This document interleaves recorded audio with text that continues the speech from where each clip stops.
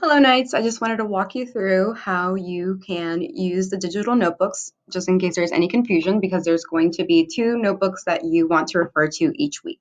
So the first thing is that you're going to see on here, it just hasn't been posted yet. This video, you'll see access to that, and you'll also see access to the empty student digital notebook, and that is this right here. You want to make sure that your students get a copy of this. So it's a Google item, so you might want to put it into something else that they use Google, but you just want to make sure that they get a copy of this because they're going to need to use every day. And I just kind of want to show you some of the things about the notebook. So the first thing is that it is completely hyperlinked. So for example, if I click here, it jumps me down to the Monday slides. And there is a calendar. That's actually the first one there. The calendar is also hyperlinked. So if I want to see lessons on September 17th, I would click it and it would jump straight there. There's also two tabs at the bottom that have nothing to do with your regular lessons. So here's your calendar. Then you have your lessons for Monday, Tuesday, Wednesday, Thursday, Friday. And then this one here is some trackers.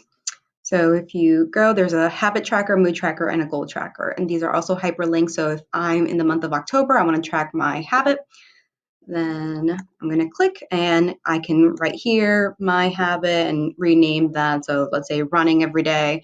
And the way the students are supposed to use this is you want to color the ones that you have, the days that you've actually done that habit. So for example, I just highlighted 2 days, implying that I met my habit those 2 days. And now I'm going to show you the mood tracker. It works the same way, except I've just put it all on one page. I gave the students some examples of some moods here, an example of how it would look. So I would just, every time you have homeroom, they can track their mood of how it was the previous day or even that day. They can change the colors, however, but they would just click on one, go to fill color, and add the color of the mood that they were feeling. And then the last one is a goal tracker, and that one changes by month as well. At the beginning of the tracker list, you want to track their goals for the month, and they can track their goals for the week as well. And then the very last one is a notes section, and if they wanted to, or if you wanted to have them write some things down, they can track down some notes here. So that's the very first thing that you need to do with them on day one, because every student needs the digital notebook. The way that you're going to use these digital notebooks is in the Canvas page. It's going to be broken down by every week. And on every week, you're going to see teacher slides, and then you'll see student slides. So the kids will have their empty notebook, and then you will give them the slides for the week. So for example, let's say it is next Friday, and you wanted to give them those slides. They would just copy the slides that correlate for that week, and let's just say it's all the way to here. Just copy that, Control C, although they should know how to do it. They would go into their notebook, they would go to Friday, and then they would just go right underneath the day and paste that in there. And now, and they're not going to link it. And now they have the exact slides that they need to fill in the information for their notebook. It's really important because their notebook does not look the same as yours. So you need to make sure that weekly you give them the information for their notebook. Also, the way that I know as a student and even on your notebook as a teacher, how far I keep going is these little cues here. So this arrow, and it is also hyperlinked, tells them to go to the next page. But anytime you see anything in blue, it means it jumps them to it. Next week's activity actually has them doing two different things depending on what group they're in.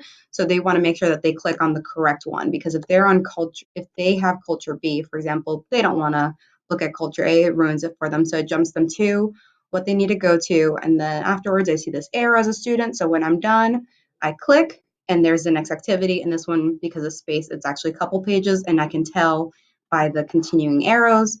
And then I know it's actually done because there is a final stop arrow, and that's going to be the same every single week for every single day. Now on the teacher slides, it looks pretty similar. Yours is not hyperlinked because it's just going to be this one notebook for each week, and so it's a little easier and you can just scroll down for the week. But you'll see here for Monday that you have your arrow as well, telling you that you're going to keep going. There's the arrow again, and there's the stop sign. So the teacher lessons kind of explain to you what you're going to do. So for Monday, for example, you're watching the morning announcement spurts. It's letting you know that there. Here's an overview that Ms. Brooks had sent us for next Monday's activity.